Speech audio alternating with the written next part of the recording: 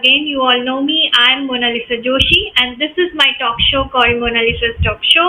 And today, the sixth episode is happening, and I have another interesting guest with me.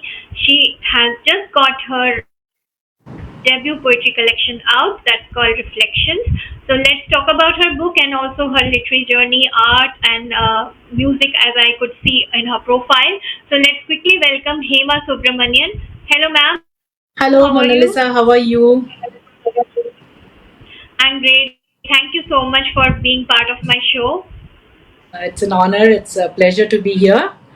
Thank you for inviting me. Yeah.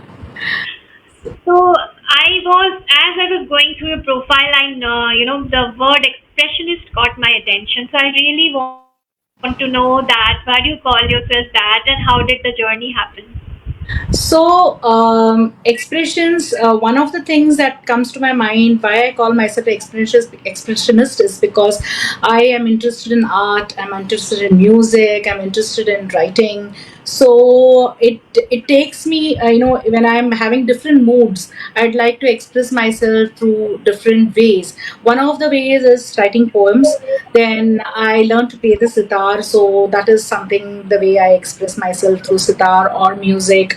And then there is art. So sometimes I just feel like drawing some mandala. So it's like whatever moods I have, I usually express it in form of words or art or music. So or I listen to music. So these are the things that make me what I am. So basically, that's how I express myself. As to stories, so sometimes I tell stories when I'm in a different mood, and to express myself, I use stories. So there are different ways of expressing. So that's why I call myself an expressionist. It's not only one particular aspect, but different aspects of me that is expressing my inner thoughts in different ways. Yeah. And as you've just said that you have learned sitar, so are you, do you play somewhere? Do No, you I play? learn it only for my passion. It is a passion. I learn it for my own peace, and it gives me immense pleasure. But I won't call myself a sitarist. I am just a very, very basic level student, though I have learned for many years, but there is so much to learn. So, yeah, if I prepare and play, I can play for something, but not as a thing. Yeah, I do use sitar sometimes. Like some stories, I did incorporate sitar into the story while storytelling, but that's only a very prepared form. So if you are a true sitarist, you have to have the way of expressing yourself with swaras and the rag and all that, how you express the rag. So learning that also is an expression. So that's also a way of expressing yourself. So putting it all together, like there is a long way for me to go for doing that as an expression. But yes, for my own happiness, I do play sometimes. Yeah, Wonderful. that's how. But I was while going through your profile, I noticed that you are also the co-founder of Arghya Indian Classical Music and Fine Art Foundation. Yes. So, is it because of that you are into sitar, like you like playing? Yes, I like playing. I have learned Carnatic music when I was a small child. Then I'm learning Hindustani classical music for the last few years, and I've been learning sitar for quite some time. So my interest in music is slowly developing. I won't say that I'm very good, very great at that. Or just I'm just touching the edge of the music world. But we also notice that there are a lot of upcoming and students who don't get a platform, the same platform as the maestros, as the legends. So they don't get the same audience. So it is a small, humble effort to try to get that to people, so that people can, upcoming artists also get a good audience to listen to them, because they're having talent, but they don't have the stage to perform. So one of our goals and mission is that. And also we always felt that classical music is not presented in a grandeur manner. So that is one of our other ideas, that we presented the presentation of the whole program has to be really nice. So yeah, we are trying really hard. So I'm one of the directors doing that over there as well. So that is something of great interest to me. So trying to get people on the stage, get good musicians on the stage. At the same time, give also the promising musicians and upcoming musicians and students of different institutes a same platform where they might get lesser amount of time, but they get time to perform. Yeah. So that's the general. And as the name also says, fine art. So does that involve art and other things? Yes, we would be like right now. We did have a few. We had exhibition. We did that for a sculpture exhibition. But yeah, going forward, we will be wanting to add fine arts to it and even the other forms of art to it. So that's the general idea. But right now we are too young and we are very much in the nascent stage, and so we thought let's establish ourselves through music and then we will go on to the other aspects of things. So yeah, that's the general idea. Yeah. That's a lovely initiative. I'm sure it's going to help many aspiring singers and vocalists out there.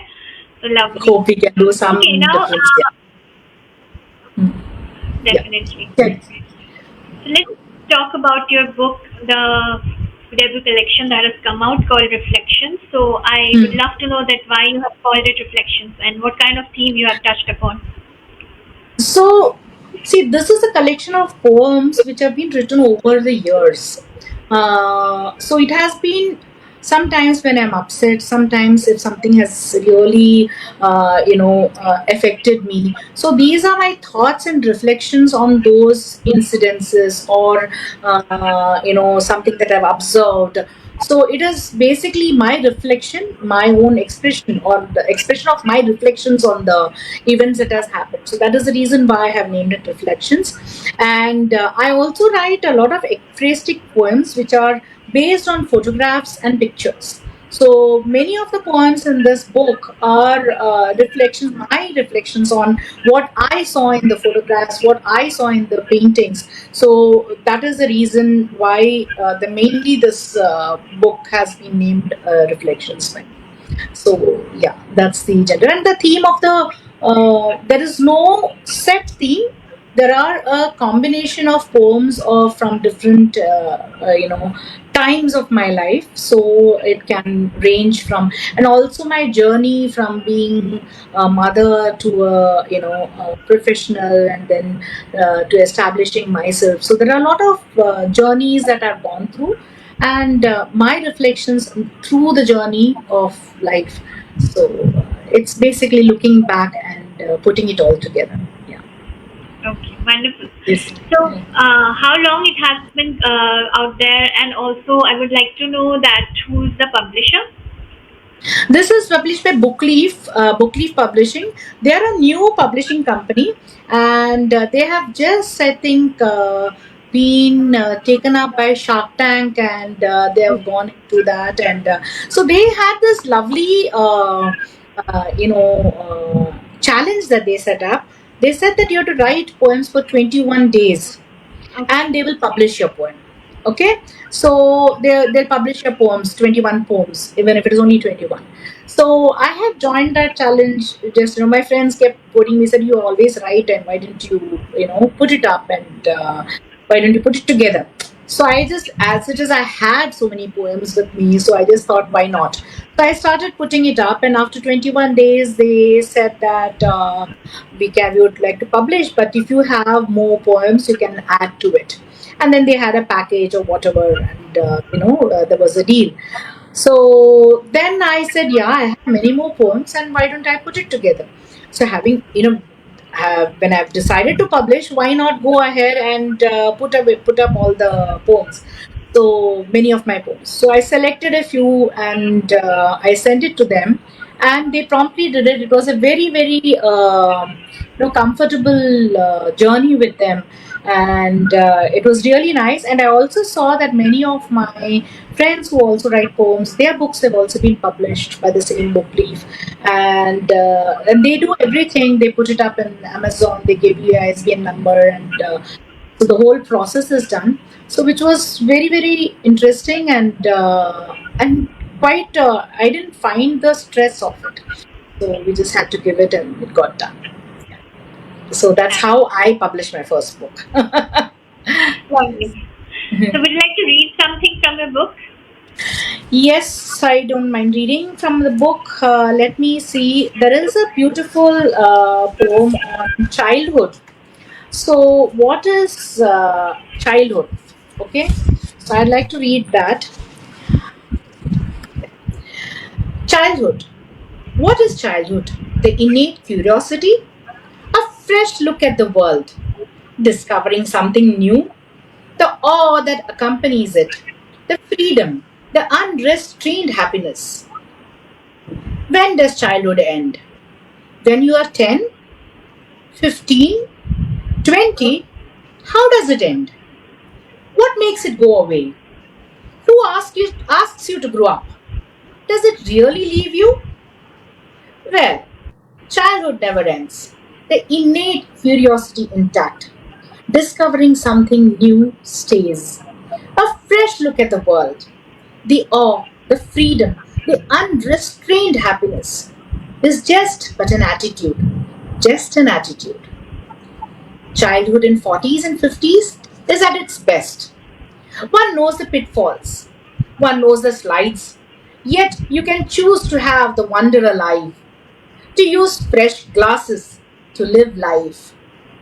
Childhood in 60s and 70s, maybe the knee creaks, the bladder leaks, but you live life through the eyes of little ones. Once over, keep the wonder alive, live life till you die. Wonderful. So that's Lovely. the poem childhood. So which I feel that childhood never leaves you. It's always there for you. That's my thought on childhood. That, any other poem that you would like to read? Yes, there is a poem called Scaffolding. So when my children grew up, I used to tell them this, that we as parents are scaffolds for them. So we are not stuck to them, but we stand around them.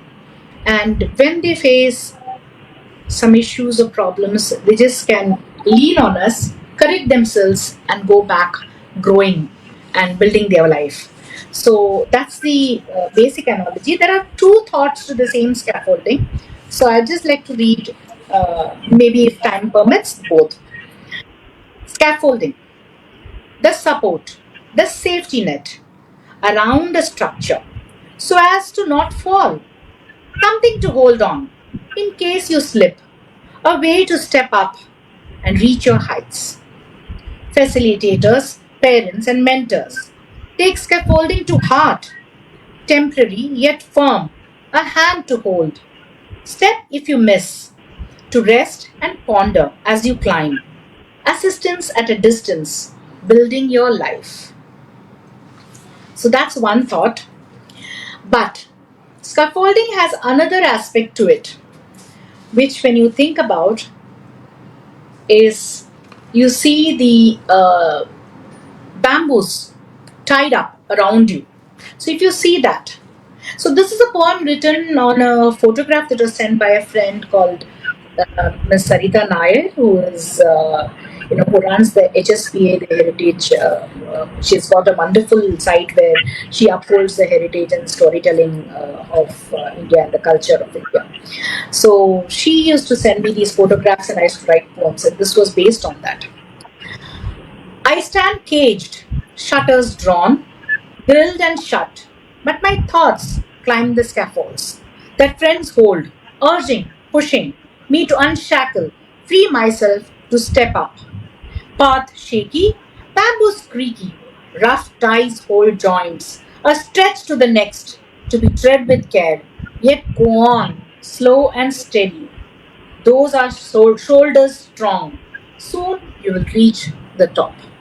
So how you climb up with the support of people around you. So one was for the children, other one was how for your personal growth.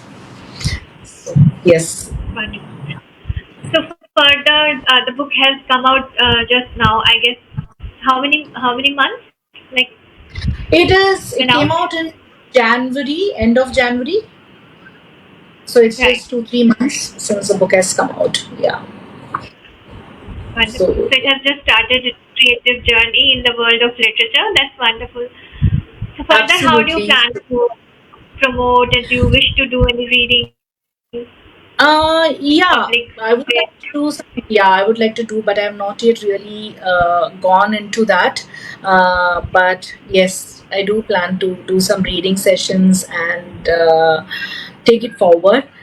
Um, I I just have put myself out into the world right now.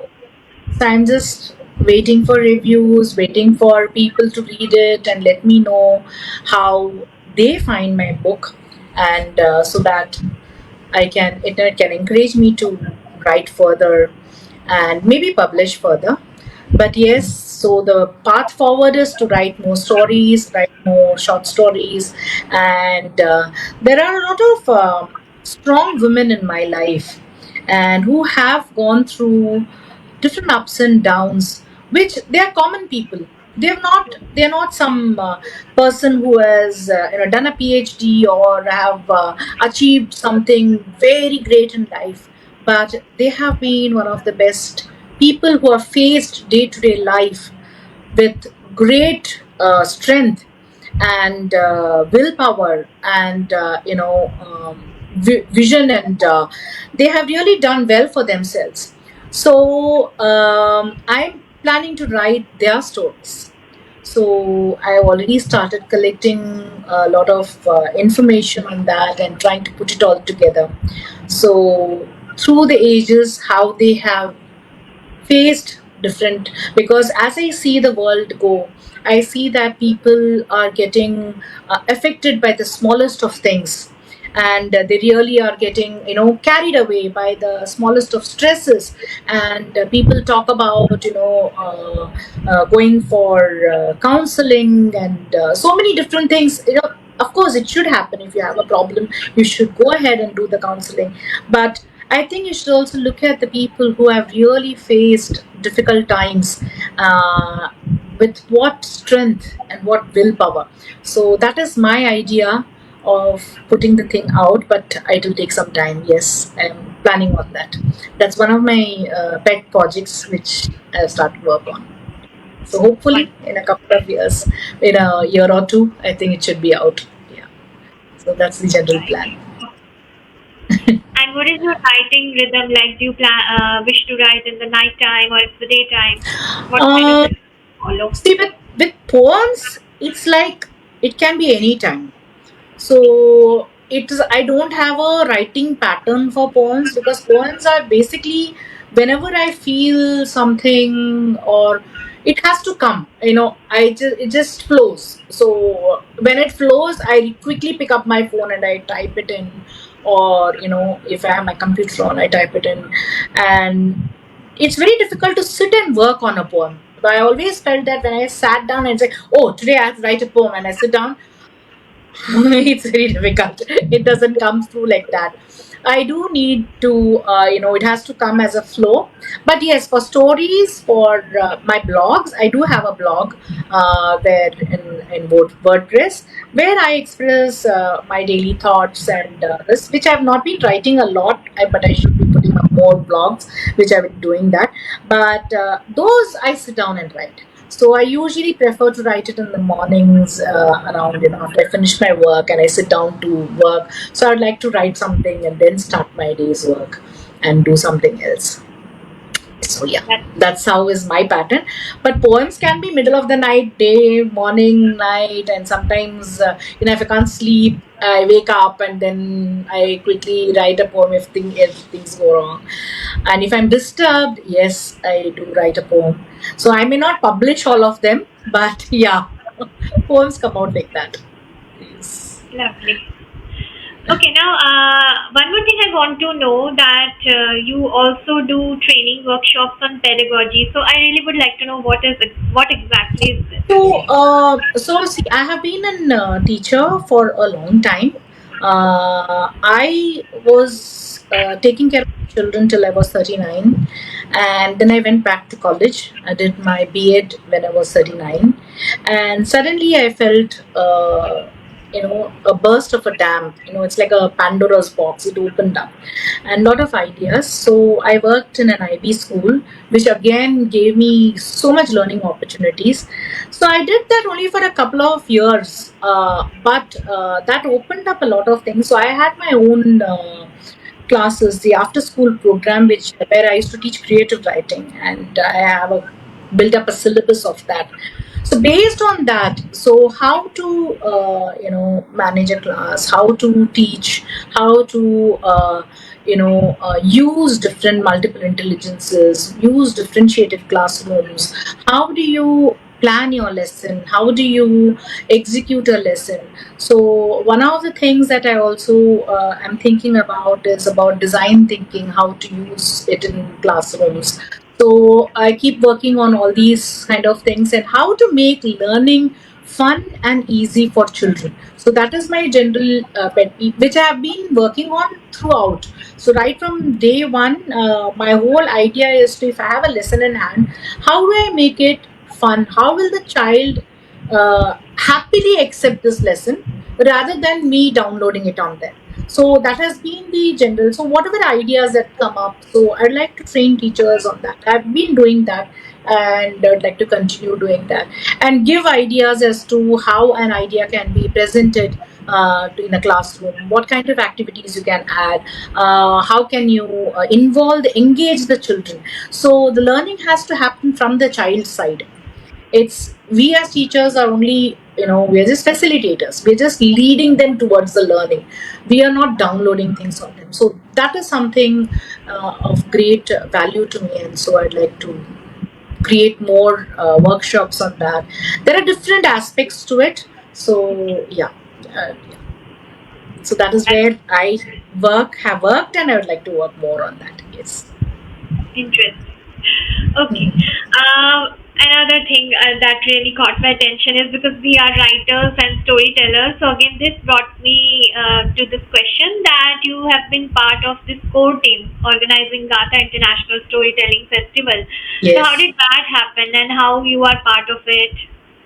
Okay, so it's a long story.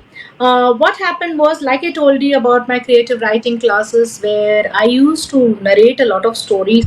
So for me, the writing class used to be basically based on, I give an input and then they listen to the input. It could be a story that I tell, it could be something I show them, or music that they listen to, and then they pick up the thing and they create their idea and then they build up their writing. So that is the process that I always follow. So stories had been a part of that for a very long time. So I had been telling stories. I used to create stories then and there. And when you're teaching creative writing, you do create a lot of stories, and then you use a lot of stories to build up more stories, kind of a thing. So that got me interested in storytelling, and then we had a workshop with Miss Usha Venkatraman at that time, and she gave us a lot of inputs on storytelling, and that got me really interested. So I went and did a course in Kathalaya to be a storyteller. I've got my certificate done from there. I did join the diploma course, but which I have not completed as yet. That's sad. I hope I should finish that someday. So that got me into, at that time, Ms. Venkatraman was, Usha Venkatraman was setting up Mumbai Storyteller Society, and so she approached, would you like to be a part of it? So that's how I became a co-founder. So along with her and many 6 more other members, we created, and from there on we're doing monthly events for storytelling, and how to promote storytelling in the society, oral form of storytelling in the society. So that was a major content. We were more concentrated on adult storytelling, stories for adults. Children, there are many people who tell stories, but adults are also interested. Like I read the poem on childhood, so I think the childhood remains intact within you, and you love stories even when you are very old. So so that is something we were trying to promote, and as a part of that, there was this festivals that we had, and we have 2 Gatha International festivals that happened, and I was part of both of them, and basically an integral part of planning it and curating it, and So helping curate it and administrative work and executing the whole thing. So that was a very very interesting journey where you got to meet so many storytellers and different styles of storytelling, understanding different ways of expressing yourself, and it was an amazing journey. And I continue to be a storyteller. I'll always be. So that's the journey that was a very very interesting experience. Nice. And I would like to know that how exactly it is done. Like, is it storytelling through like a book, or it is like enacting it? How is it done?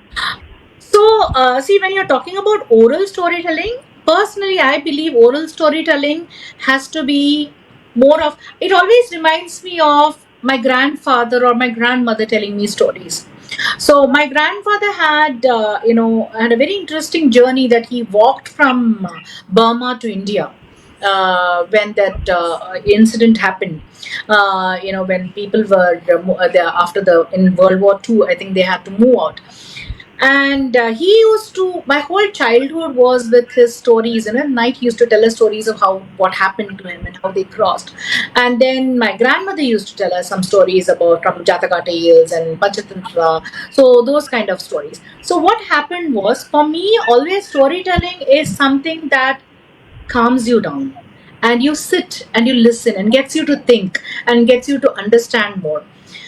And so I personally like to tell my story more with my voice and my expressions. But storytelling has got different formats. There is theater way performances, theatrical storytelling. There is with musical storytelling. There is folk storytelling. There are so many variety of storytelling, which it is amazing when you go through. So each one has a style. So actually, the festival is to celebrate all these styles. So all these styles of, so you have a segment where you will have Abhinaya Katha, where you have Abhinaya and dance to tell stories. There is ragas and kathas where there is where you have music and storytelling. So these are the segments that we did for all the festivals. And then there was theatrical storytelling. Then there was leather puppetry. So there was the traditional barud or the dairo. So there were all these things which came up over there in the festival. So there is so much variety in India, actually, the way we tell stories. So it's a festival where you celebrate that storytelling, the oral form of storytelling, where you use puppets, you use props, you use theater, you use dance, you use music, but the whole thing is that you're telling a story. So there are personal stories that you tell. There are stories, folk tales that you tell. Folk tales are the ones which teaches you so much about life, basically. From folk tales are basically from villages and areas of folk normal people. So I love stories which talk about normal people who live their life, and how what they have led their life, and how small things mattered to them, and how small things made a difference. So I love those kind of stories personally. But yeah, that's the festival talks about all these put together. So it's a 3-day festival, and it was brilliant. It's really beautiful, the whole thing put together.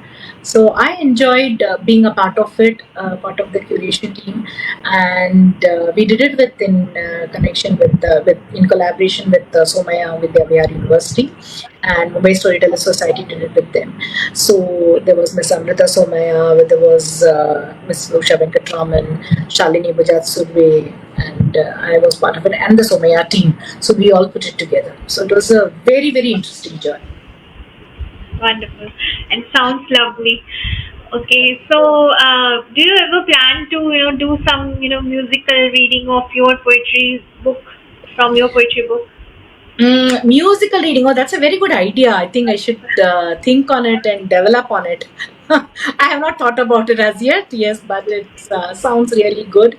But yeah, I would want to do some reading of my poems. That is something which is on the thing. Let me see. I have not yet completely planned. I got busy with a lot of things, so I didn't get down to it. So I should be doing that very soon. But musical poem reading is something interesting. Lovely. So wonderful talking to you, Hema ma'am, and look forward to connect with you more. And maybe someday, if you could also invite me being part of any online storytelling workshop, if that happens. Sure. And also, I will also read your book Reflections soon. Yes, And please do. definitely. So, anything you want to give as like a suggestion or maybe a guide, roadmap to the aspiring writers out there, that how they could approach. Okay, so for me, it has been writing poems has been very organic. So it is something like I told you, it just flows, it just comes out, and I just write my thoughts and expressions. But yes, there are a lot of structured way of writing. So one is like, first of all, especially when you're writing stories, you have to do research. You have to be authentic with your stories, and you should have content with you, and then build up your characters and keep them ready, and then you write. And I think you keep editing your stories. None of your stories are always the end product. It always has something to keep changing, but then you come to a point where you feel okay, this is good, and then you go ahead. But having a routine helps, especially for writing blogs and writing stories. It's better that you set up a time and sit down, especially if you're doing too many things like I end up doing. But yeah, so if you have that, then I think it's better to set your time and do that. And also, I have noticed that even though you set up time, sometimes nothing comes out. You start writing and you really don't like what you've written, so you scrap the whole thing. So that's okay. You can, work on it again, keep the idea. That day might not be the day for that idea to come out, so there'll be some other day when the idea will come out. So it is like I said, I'm an expressionist, so it has to express itself. So till the time I'm happy with the expression that has come out, words telling what I want to say, till that time I'm not satisfied. This is my personal thing. So you keep trying, you keep writing. It's like art. It's exactly, words are like your colors in your paint, and then how you use your brush and how you paint it. So you sometimes you like what you've painted and sometimes you don't. So it's a process, and you sometimes scrape the whole thing and repaint the whole thing. So all this happens. So I think you just have to keep at it and go ahead and express yourself. So writing is basically your soul talking out, or your mind talking out. So you just have to be bold and express. It depends on how you want to, how much of you want to share with the world. So that's about it. So you have to do it. You just have to do it. That's all. Yes, you have to take that faith of leap of faith. Sorry, exactly. Yeah, the leap of faith. Exactly. You just have to do it. I think, being a writer, Mona Lisa, you also will understand the same.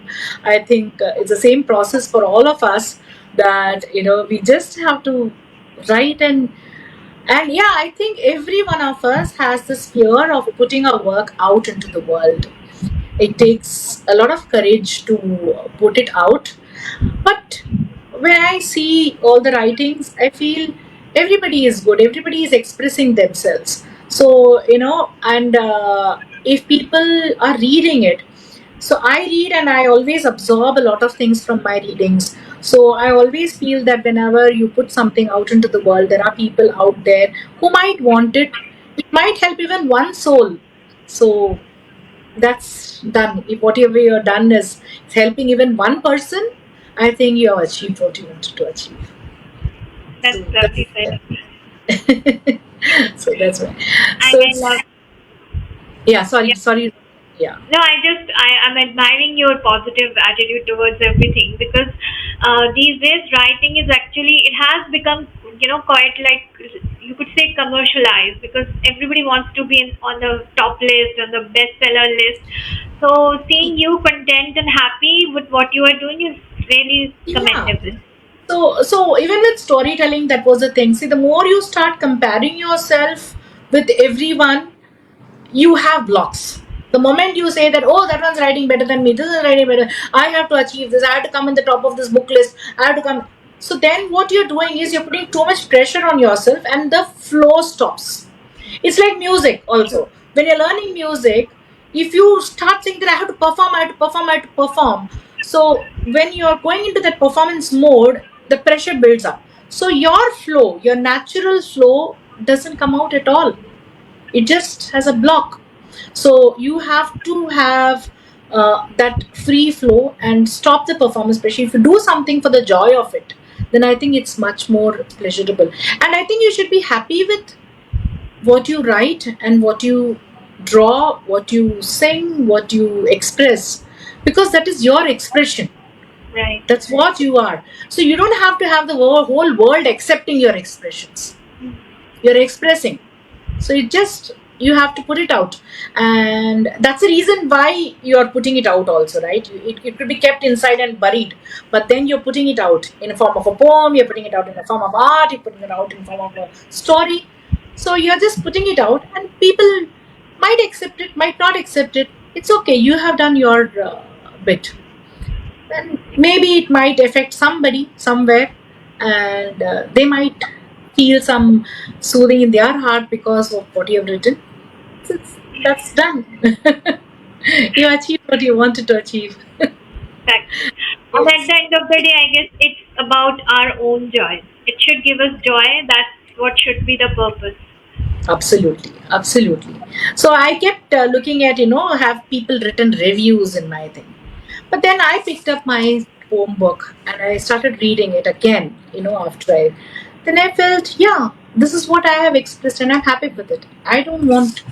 There are people who called and told me that this particular poem was very this, I could relate to it, I could relate. So fine, there were people who related to it. There are people who might not relate, and there are many people who don't understand poetry also. Then they find it very heavy. They find it difficult to understand your thoughts behind it. What did you write? So, and it's again, it is interpretation. Each one of us has a different interpretation of whatever we read. So I think we just have to leave it at that and be happy with your own writing. Exactly. That's lovely said. So many congratulations, and at the end of the event, the light is ditching me. So thank God we could pull it through this far. So lovely talking to you, Hema ma'am, and I congratulate you, and I hope that your book gets read by many people out there. So Thank you so much. Thank you so much, Mona Lisa. Thank you